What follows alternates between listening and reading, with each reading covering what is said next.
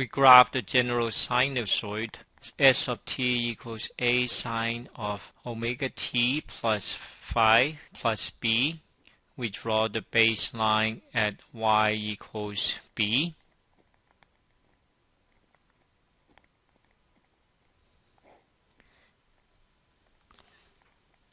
And then we sketch the graph. Just a smooth continuous graph. And this resembles a is bigger than 0. If a is negative, we can flip the graph upside down. We just draw one cycle.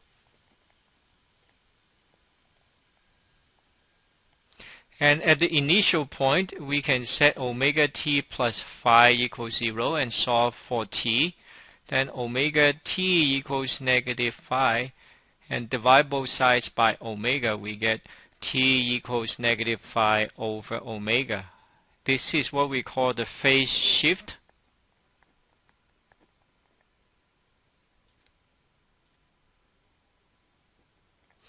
And the endpoint of this cycle is at 2 pi. We solve omega t plus phi equals 2 pi.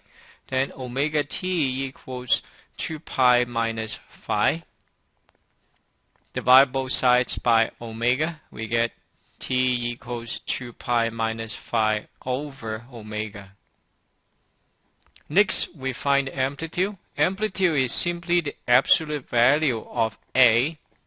Now we assume that A is bigger than 0. We can put just A here, but the general form is that the amplitude equals the absolute value of the coefficient of sine, which is A.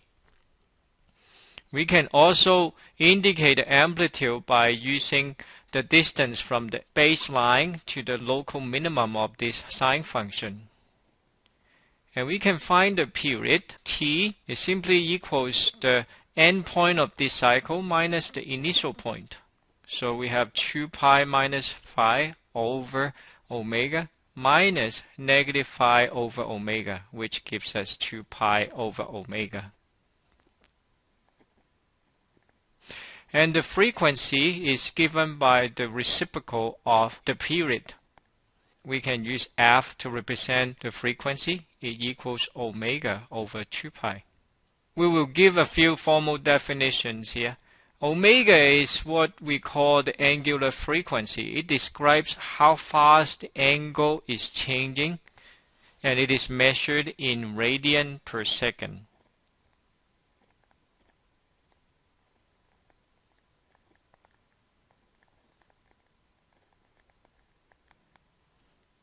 And F is what I call the frequency, or you can call it as ordinary frequency.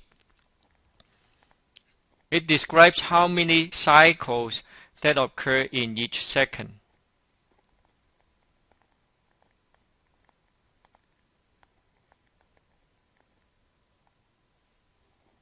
And phi is the phase, and is measured in radian. It's simply the argument of the sine function when t equals 0.